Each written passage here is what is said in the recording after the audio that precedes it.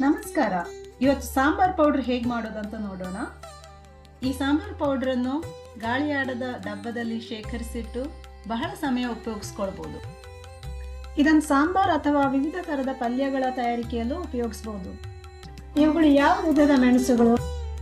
ಇದು ಬ್ಯಾಡಗಿ ಮೆಣಸು, ಇದು ಕಾಶ್ಮೀರಿ ಮೆಣಸು. ಓಕೆ. ಇದು ತುಂಬ ಕೆಂಪು ಕಲರ್ ಬರ್ತದೆ. ಇದು ಮಿಕ್ಸ್ ಮಾಡಿದಾಗ ಒಳ್ಳೆ ಕಲರ್ ಬರ್ತದೆ. Okay okay. ಸಾಂಬಾರ್ ಪೌಡರ್ ಮಾಡಲಿಕ್ಕೆ ಏನೆಲ್ಲ ವಸ್ತುಗಳು ಬೇಕಾಗ್ತವೆ? ಮುಖ್ಯ ಅದಕ್ಕೆ ಕೊತ್ತಂಬರಿ ಜಾಸ್ತಿ ಬೇಕು. ಅದು 5 ಕಪ್ ತಗೊಂಡಿದ್ದೇನೆ. ಆಮೇಲೆ ಒಣ ಮೆಣಸಿನ್ಕಾಯಿ ಒಂದು 60-70 ಗ್ರಾಮ್ ತಗೊಳ್ಬೇಕು. ಅದು ಬ್ಯಾಡಗಿ ಮೆಣಸು ಮತ್ತು ಕಾಶ್ಮೀರಿ ಮಿರ್ಚಿ 60 ಗ್ರಾಮ್ ಎರಡು ಕೂಡಿಸಿ ಇದು ಮಾಡಿದ್ದೇವೆ. ಮತ್ತೆ ಉದ್ದಿನ ಬೇಳೆ ಮತ್ತು ಕಡಲೆಬೇಳೆ ಮತ್ತು ಜೀರಿಗೆ. ಅದು ಉದ್ದಿನ ಬೇಳೆ ಕಡಲೆಬೇಳೆ ಅರ್ಧ ಕಪ್ಪು, ಜೀರಿಗೆ ಅರ್ಧ ಕಪ್ಪು, ಮತ್ತು ಒಂದು ಲವಂಗ 1 ಚಮಚ, ಮತ್ತು ಇಂಗು 1 ಚಮಚ, ಮೆಂತೆ 2 ಚಮಚ, ಮತ್ತು ಬಡೆ ಸೊಪ್ಪು 1 ಚಮಚ, ಮತ್ತು ದಾಲ್ಚಿನ್ನಿ ಒಂದು 2-3 ಪೀಸು, ಅಂದರೆ 1.5-2 ಇಂಚಿಂದು. ಆಮೇಲೆ ಮೆಣಸಿನ್ಕಾಳು ಸ್ವಲ್ಪ 1 ಚಮಚ, ಮತ್ತು ದಗಡ್ ಪೂಲ್ ಒಂದು 4-5, ಮತ್ತು ಚಕ್ರ ಪೂಲ್ ಒಂದು 4-5. ಇಷ್ಟು ಇದಕ್ಕೆ ಬೇಕಾಗೋ ಸಾಮಾನು. ಮೊದಲು ಧನಿಯಾ ಇದು ಹುರ್ಕೊಳ್ಬೇಕು. ಆಮೇಲೆ ಕಡಿಪತ್ತನೂ ಹಾಕಬೇಕು ಅದಕ್ಕೆ. ಅದಕ್ಕೆ ಒಂದು ಎರಡು ಮುಷ್ಟಿ ಕಡಿಪತ್ತ ಹಾಕಬೇಕು. ಮತ್ತು ಅದ್ರೂ ಚೆನ್ನಾಗಿ ಎಲ್ಲ ಸಾಮಾನು ಚೆನ್ನಾಗಿ ಹುರ್ಕೊಂಡು ಮಿಕ್ಸರಲ್ಲಿ ಪುಡಿ ಮಾಡಬೇಕು. ಈಗ ಹೇಗೆ ಮಾಡೋದಂತ ಸ್ವಲ್ಪ ಹೇಳ್ಕೊಡಿ. ಮೊದಲೇ ಇದು ಉದ್ದಿನಬೇಳೆ ಕಡಲೆಬೇಳೆ ಹುರಿತೇನೆ. 2 ಒಟ್ಟು ಹುರಿದು ರೋಟಿ ಇಲ್ಲ, ಬೇರೆ ಬೇರೆ ಹುರಿದು ರೋಟಿ ಇಲ್ಲ. ಸಣ್ಣ ಬೆಂಕಿಲಿ ಹುರಿಯೋದಾ? ಸಣ್ಣ. ಡ್ರೈ ರೋಸ್ಟ್ ಮಾಡೋದು. ಹಾಂ, ಇದು ಹುರ್ಕೊಂಡು ಆದಮೇಲೆ ಮತ್ತೆ ಈ ಕೊತ್ತಂಬರಿ ಹುರಿಯೋದು. ಆಮೇಲೆ ಅದ್ರ ಮೇಲೆ ಜೀರಿಗೆ ಹಾಕಿ ಹುರಿಯೋದು. ಮತ್ತು ಇದು ಎಲ್ಲ ಸಾಮಾನು ಹುರಿಬೇಕು ಚೆನ್ನಾಗಿ. ಎಲ್ಲನೂ ಡ್ರೈ ರೋಸ್ಟ್.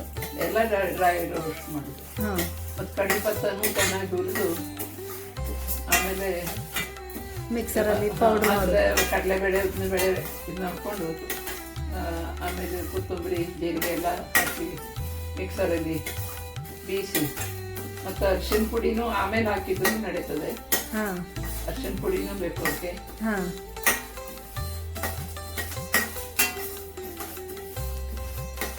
ಎಷ್ಟು ಹುರಿಬೇಕಂತ ತಿಳಿಸಿ ಸ್ವಲ್ಪ. ಇದು ಉದ್ದಿನಬೇಳೆ ಕಡಲೆಬೇಳೆ ಸ್ವಲ್ಪ ಕೆಂಪಾಗುವವರೆಗೆ ಹುರಿಬೇಕು.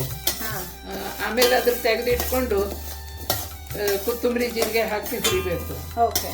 ಆಮೇಲೆ ಇವೆಲ್ಲನೂ ಸಾಮಗ್ರಿಗಳು ಹಾಕಿ ಹುರಿಬೇಕು. ಆಮೇಲೆ ಒಣ ಮೆಣಸಿನ್ಕಾಯಿ ಸ್ವಲ್ಪ ಗರಿಗರಿಯಾಗಿ ಹುರಿದ್ರೆ ಒಳ್ಳೇದಾಗ್ತದೆ. ಬೇಕಾದ್ರೆ 1-2 ಚಮಚ ಎಣ್ಣೆ ಹಾಕಿನೂ ಹುರಿಬೋದು. ಅದೇ ಡ್ರೈ ರೋಸ್ಟು ಏನು ಪರವಾಗಿಲ್ಲ, ಹಾಗೇನೂ ಮಾಡ್ಬೋದು. ಎಣ್ಣೆ ಎಲ್ಲ ಹಾಕಿದ್ರೆ ಒಮ್ಮೊಮ್ಮೆ ಭಾಳ ದಿನ ಇಟ್ಟು ಕಸರೆಲ್ಲ ಆಗ್ತದೆ. ಅದಕ್ಕೆ ನಾನು ಎಣ್ಣೆ ಹಾಕದೇನೆ ಮಾಡ್ತಾ ಇದ್ದೇನೆ. ಓಕೆ. ಈಗ ಕೊತ್ತಂಬರಿ ಹುರಿದಾಯ್ತು, ಮುಂದೆ ಎಂತ ಹುರಿಬೇಕು? ಈಗ ಸ್ವಲ್ಪ ಕಡಿಪತ್ತ ಒಂದು 2 ಮುಷ್ಟಿ ಹಾಕಿ ಹುರಿತೇನೆ. ಓಕೆ.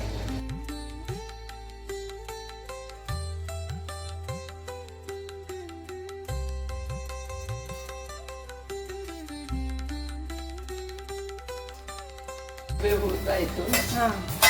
ಈಗ ಕೊತ್ತಂಬರಿ ಸಂತಾನೆ ಹಾಕ್ಬೇಕು. ಓಕೆ. ಮುಂದೆ ಎಂತ ಮಾಡೋದು? ಮೆಣಸು ಹುರಿಯೋದ ಅಲ್ಲ ಮಸಾಲೆಗಳನ್ನು ಹುರಿಯೋದ? ಇವಾಗ ಹೈ ಮೆತ್ತಗೆಯಲ್ಲಿ ಬಿಸಿ ತಾಗ್ಬೋದು.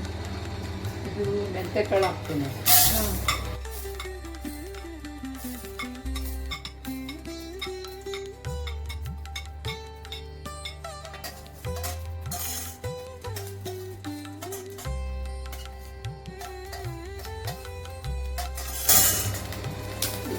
ಎಲ್ಲ ಮಸಾಲೆನೂ ಮಿಕ್ಸ್ ಮಾಡಬೇಕು.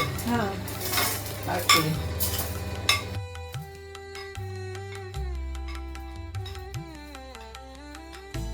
ಒಂದು ಕಡೆಗೆ ಹಾಕ್ತೀನಿ.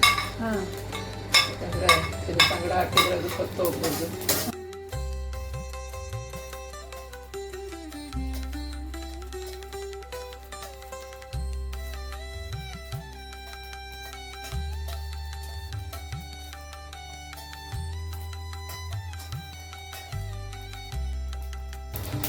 ಇದನ್ನು ಓಕೆ.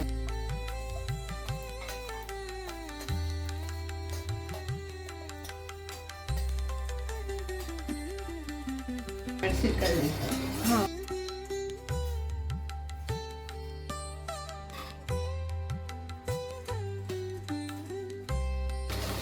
ಇದೆಷ್ಟೊತ್ತು ಹುರಿಬೇಕು? ಇದು ಸ್ವಲ್ಪ ಗರ್ಗರಿ ಆಗೋ ತನಕ ಹುರಿತಾ ಇರಬೇಕು. ಓಕೆ. ಇಲ್ಲದಿದ್ರೆ ಅದು ಮಿಕ್ಸರಲ್ಲಿ ಸಣ್ಣ ಆಗೋದೇ.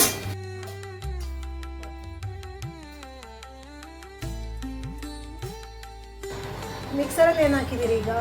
ಈಗ ಅದು ಉದ್ದಿನ ಬೇಳೆ ಕಡಲೆಬೇಳೆ ಎಲ್ಲ ಹುರಿದಿದ್ನಲ್ಲ, ಹಾಂ ಅದ್ರ ಈಗ ಮಿಕ್ಸರಲ್ಲಿ ಹಾಕಿ ಹಾಂ ಗ್ರೈಂಡ್ ಮಾಡ್ತೇನೆ. ಹಾಂ ಯಾಕಂದರೆ ಅದು ಬ್ಯಾಗ್ ಸಣ್ಣ ಆಗೋದಿಲ್ಲ, ಹಾಂ ಅದಕ್ಕೆ ಅದು ಸಪ್ರೇಟೇ ಹಾಕ್ತೇನೆ. ಹಾಂ ಹಾಂ. ಇದು ಸಣ್ಣ ಇತ್ತು, ಹಾಂ ಹಿಂಗೆ ಸಣ್ಣ ಮಾಡಿ ಆಮೇಲೆ ಈ ಪಾತ್ರೆಯಲ್ಲಿ ಹಾಕ್ಕೊಳ್ತೇನೆ ಓಕೆ. ಕುಡಿದು. ಆಮೇಲೆ ಈಗ ಕೊತ್ತಂಬರಿ ಅದು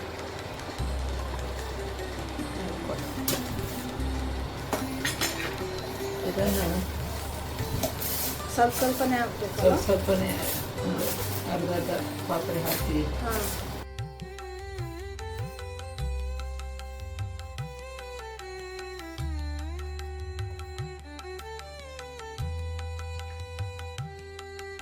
ಈಗ ಪುಡಿ ಮಾಡ್ತೀನಿ.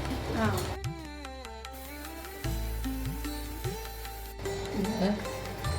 ಇದು ಪುಡಿ ಆಯ್ತು. ಇದರಲ್ಲೇ ಹಾಕ್ತೀನಿ, ಮಿಕ್ಸ್ ಮಾಡ್ತೀನಿ. ಹಾಂ ಗೊತ್ತಾ?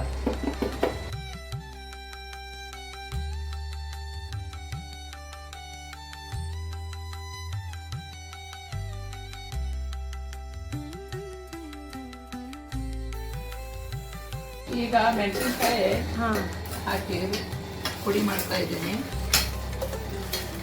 ಇದು ಸ್ವಲ್ಪ ಪುಡಿ ಆದಮೇಲೆ ನಾವು ಮಾಡಿಟ್ಟು ಪುಡಿನ ಇದ್ರ ಸಂಗಡ ಮಿಕ್ಸ್ ಮಾಡಿ ಮತ್ತೊಮ್ಮೆ ತಿರ್ಸಿದ್ರೆ ಅವಾಗ ಅದು ಸಣ್ಣ ಆಗ್ತದೆ. ಅದ್ರ ಮೆಣಸಿನ್ಕಾಯಿ ಈಗ ಸಣ್ಣ ಆಗೋದಿಲ್ಲ. ಹಾಂ. ಈಗ ಮತ್ತೆ ಈ ಮೊದಲು ಪುಡಿ ಮಾಡಿದ್ದ ಇದ್ರ ಸಂಗಡ ಹಾಕಿ ತಿರ್ಸಿದ್ರೆ ಮೆಣಸಿನ್ಕಾಯಿ ಅದು ಏಕದಮ್ ಬಾರೀಕ್ ಆಗ್ತದೆ. ಒಂದು ಕಪ್ಪು ಅರಿಶಿನ ಪುಡಿ ನಾನು ಮೊದಲು ಹಾಕಲಿಲ್ಲ, ಈಗ ಸ್ವಲ್ಪ ಬೆಚ್ಚು ಹಾಡಿ ಹಾಕ್ತೇನೆ.